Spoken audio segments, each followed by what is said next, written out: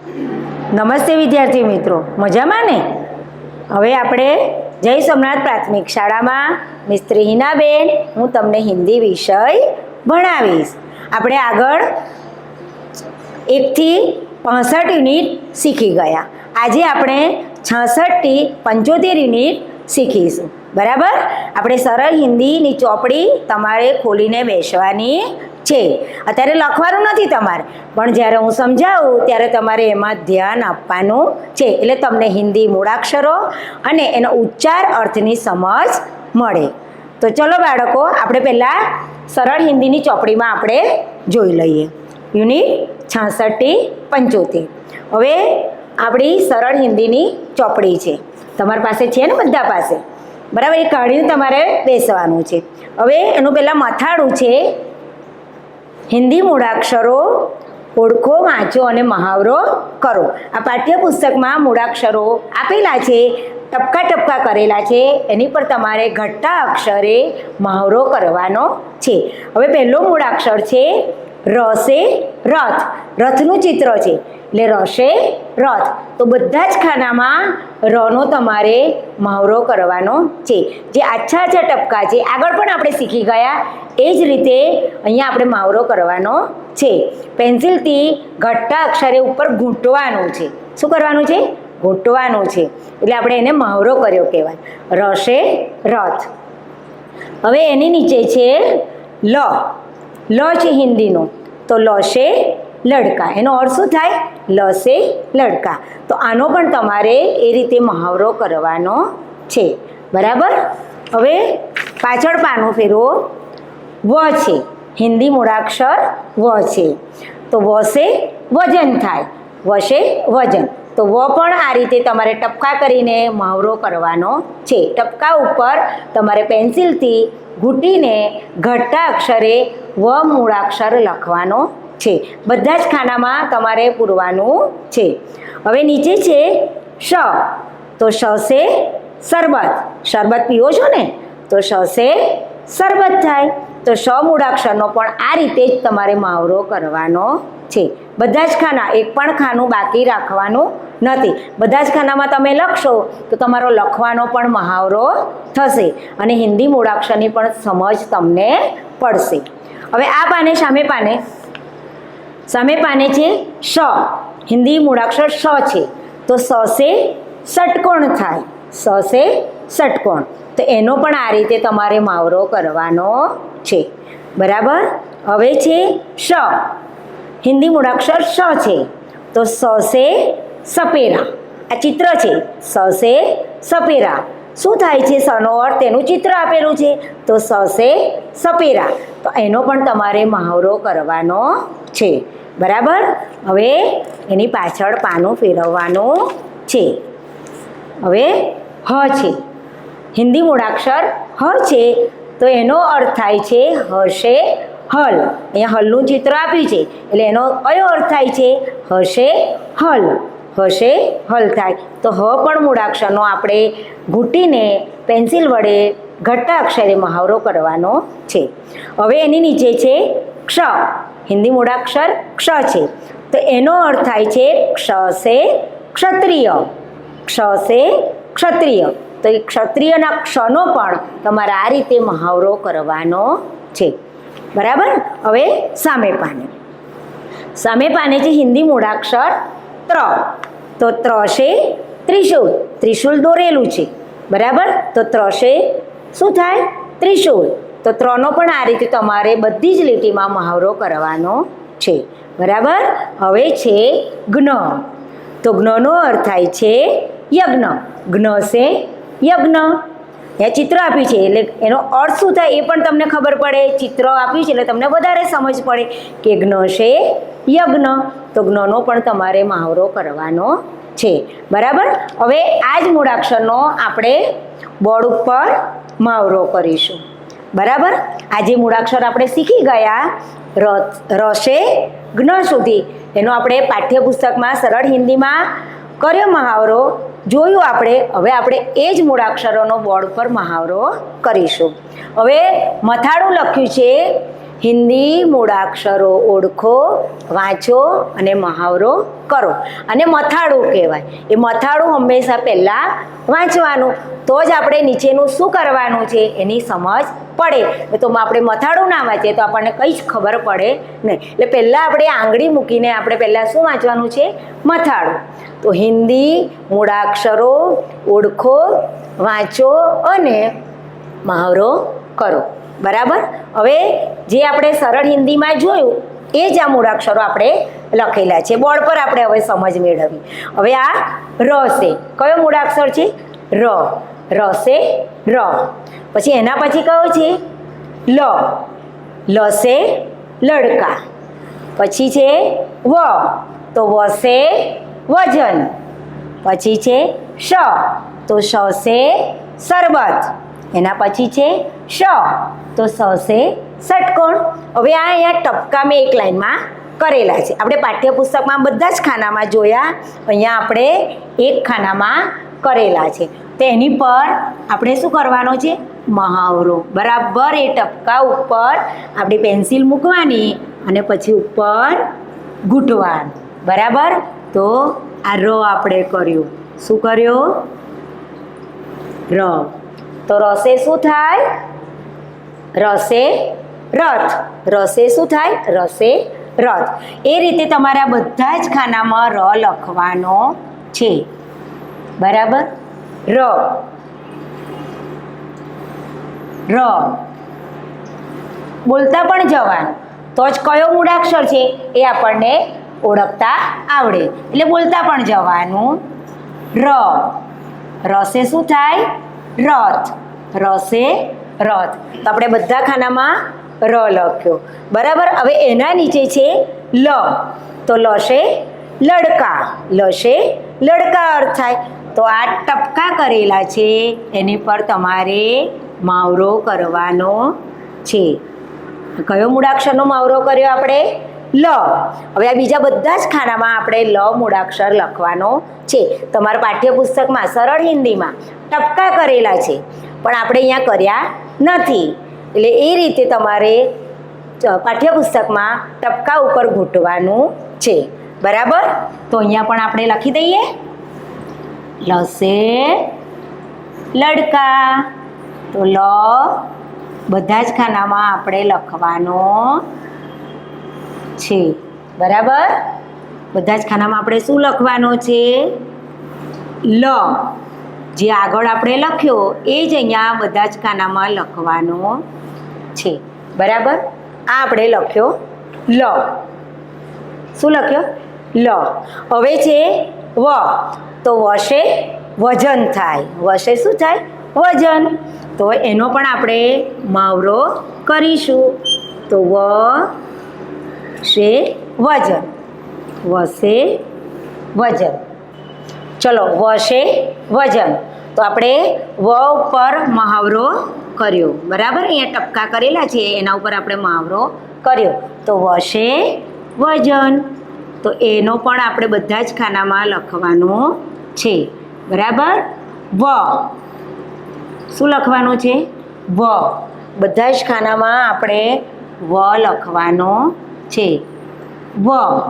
બોલતા પણ જવાનું છે, એટલે તમને વાંચતા પણ આવડે અને હિન્દી મૂળાક્ષર ઓળખતા પણ આવડે. બરાબર. આ થયો વ. શું થયો? વ. હવે છે શ. શ છે શરબત. સ છે શરબત. તો એનો પણ આપણે ટપકા ઉપર મહાવરો કરવાનો છે. બરાબર. અને પછી આ બીજા બધા ખાનામાં શ શ સ લખવાનો છે. બોલતા પણ જવાનું. શ શ શ શ સ. એનો અર્થ પણ તમારે બોલવાનો છે. તો સ છે શરબત. સ છે શું થાય? શરબત. બરાબર. સ છે શરબત. બરાબર. હવે છે શ. આ શરબતનો શ. સ છે શરબત થાય. આ સ છે ષટકોણ. શ છે ષટકોણ. તો એનો પણ આપણે મહાવરો કરીશું. ઉપર શિરોરેખાનો પણ મહાવરો કરવાનો છે. શિરોરેખા આપણે ના કરીએ તો આપણો હિન્દી મૂળાક્ષર સાચો ગણાતો નથી. આગળ પણ આપણે શીખી ગયા કે આ જે હિન્દી મૂળાક્ષર લખે છે એમાં ઉપર લીટી કરી છે એને શું કહેવાય? શિરોરેખા. બરાબર? બધા જ ખાનામાં આપણે સસે ષટકોણ, સસે ચલો સસે ષટકોણ. બરાબર? લખતા બરાબર શીખવાનું છે. હા, પાછો પ આપણે જે ગુજરાતીમાં કરીએ છીએ ને એવો નથી કરવાનો ભાઈ. હા ને, એટલે એ છે ધ્યાનમાં રાખજો. આપણે પ તો લખવાનો છે પહેલાં, પણ ગુજરાતી જેવો નથી લખવાનો. બરાબર?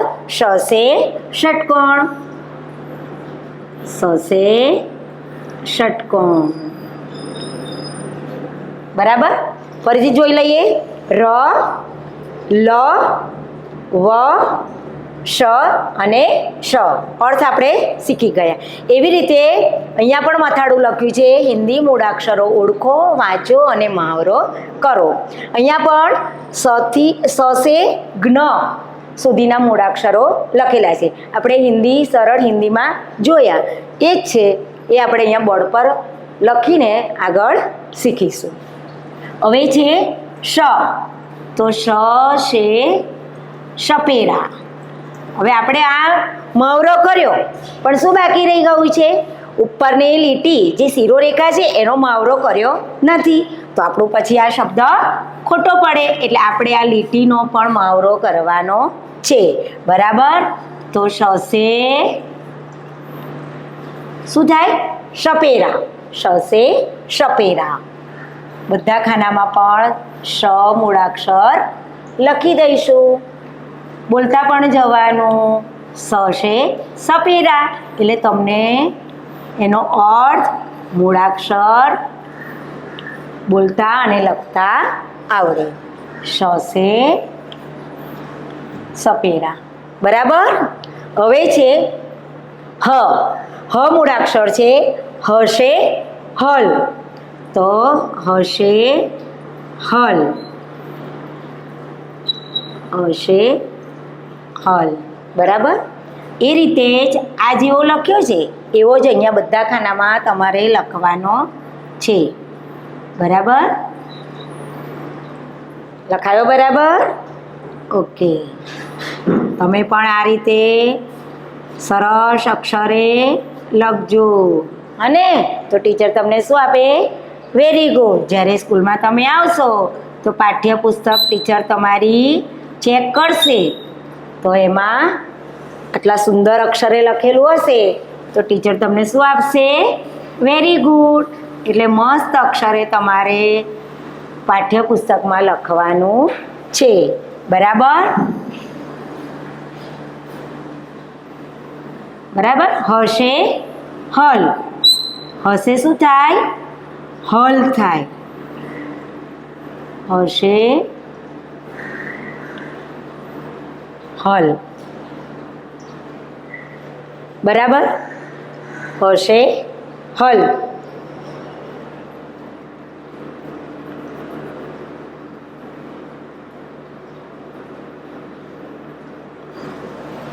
બસ ચાલો. હવે ક્ષ, તો ક્ષ સે શું થાય? આપણે આગળ શીખી ગયા.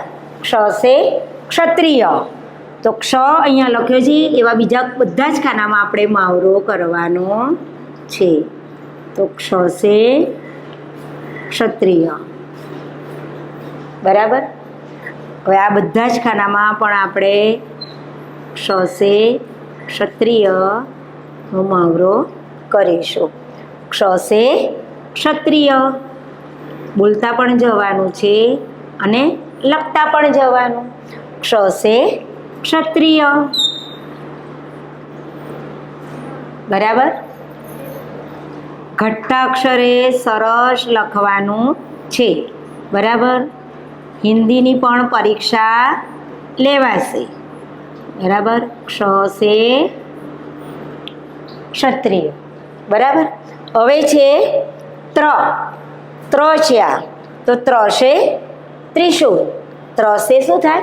ત્રિશૂળ. તો ત્રનો પણ આપણે મહાવરો કરીશું. બરાબર. આ ખાનામાં પણ આપણે લખીશું ત્ર. શું કહેવાય આને? ત્ર. શું કહેવાય? ત્ર. ત્રશે ત્રિશૂળ. ત્રસે શું થાય? ત્રિશૂળ.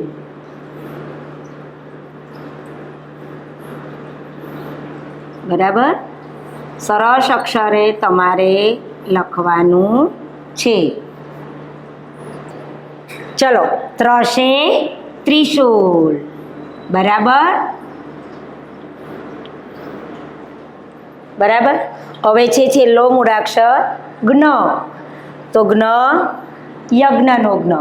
જ્ઞ છે યજ્ઞ. જ્ઞ છે શું થાય? યજ્ઞ. તેનો પણ આપણે મહાવરો કરીશું. બરાબર. બધા જ ખાનામાં તમારે લખવાનું છે. બરાબર. જ્ઞ છે યજ્ઞ.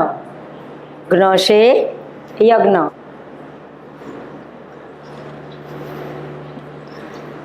ચલો. બરાબર. સેજ આપણે અહીંયા ભૂલ થઈ છે તો સુધારી દઈએ. જ્ઞ છે યજ્ઞ. બરાબર. જ્ઞ છે યજ્ઞ. જ્ઞ છે યજ્ઞ. બરાબર.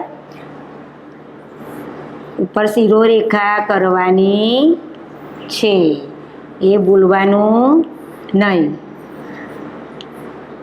જ્ઞ છે યજ્ઞ. બરાબર. હવે છેલ્લા ખાનામાં પણ આપણે કરી દઈશું. જ્ઞ છે યજ્ઞ. બરાબર. સ છે સપેરા. હ છે હલ. ક્ષ છે ક્ષત્રિય. ત્ર છે ત્રિશૂળ. અને જ્ઞ છે યજ્ઞ. તો આપણે આજે રથી જ્ઞ સુધીના હિન્દી મૂળાક્ષરનો મહાવરો કરતા શીખ્યા. બરાબર. હવે એના આધારે આપણે સરળ હિન્દીની ચોપડીમાં યુનિટ 66 થી 75 સુધી તમારે પૂરવાના છે, જે આજે આપણે બોર્ડ પર પણ શીખ્યા અને સરળ હિન્દીમાં પણ શીખી ગયા. બરાબર. હવે આપણે આજે પહેલાં ક થી જ્ઞ સુધીના આખા મૂળાક્ષર આપણે શીખી ગયા. કુલ કેટલા મૂળાક્ષરો છે? 34. હિન્દી કુલ 34 મૂળાક્ષરો છે. બરાબર. અને સ્વર પણ આપણે શીખ્યા. સ્વર તો 12 છે, પણ આપણે 5 સુધીના સ્વર શીખી ગયા. પણ જે મૂળાક્ષર છે 34, એના આધારે આપણે આજે ગીત શીખીશું. હવે કશે કમલ આપણે શીખ્યા, પણ કશે કબૂતર પણ થાય. બરાબર. એટલે અનેક અર્થ થાય એના. ખસે આપણે ખલ શીખ્યા, પણ ગીતમાં આપણે ખસે ખરગોશ છે. એટલે ગીતમાં આપણે ખરગોશ આવે એટલે કન્ફ્યુઝ નહીં થઈ જવાનું. આપણે ગીતમાં એનો બીજો અર્થ કર્યો છે. હવે ગ, તો ગસે આપણે શીખ્યા હતા ગધા. તો આપણે ગીતમાં શું આવે છે? ગસે ગાજર. આપણે ગસે ગધા શીખ્યા, પણ આપણે ગીતમાં ગસે ગાજર આવે છે. બરાબર. હવે ગ, તો ગસે ઘર આવે છે, પણ જ્યારે ગીતમાં ગસે ઘોડો આવે છે. એટલે તમે કન્ફ્યુઝ ના થતા. એક મૂળાક્ષર હોય એના અનેક અર્થ થાય. બરાબર. એટલે એના આધારે આપણે ક થી જ્ઞ સુધીનું ગીત આપણે શીખીશું. ચલો.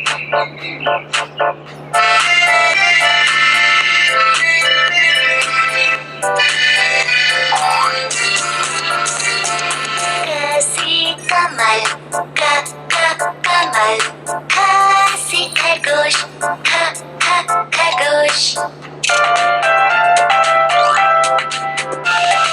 घासी गाजर गाजर घासी घोड़ा घोड़ा झांसी चम्मच चम्मच झांसी छतरी छतरी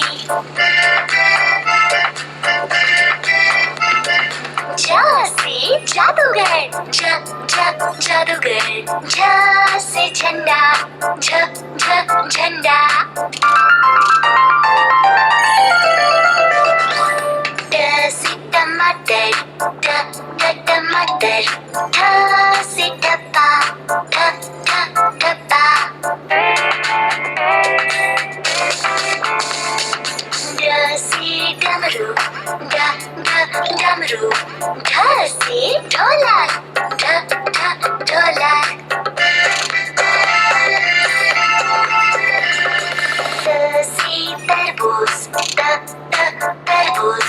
थ से थाल, थ थ थाल। ध से दवा, ध ध दवा। ध से धनुष, ध ध धनुष। प से पतंग, प प पतंग। फ से फल, फ फ फल। ब से बतख, ब ब बतख। भ से भालू, भ भ भालू। म से मोर, म म मोर। य से यान, य य यान। र से रथ, र र रथ। ल से लकड़ी, ल ल लकड़ी। व से वीणा, व व वीणा। श से शेर, श श शेर। श से षटकोण, श श षटकोण। स से सेब, स स सेब।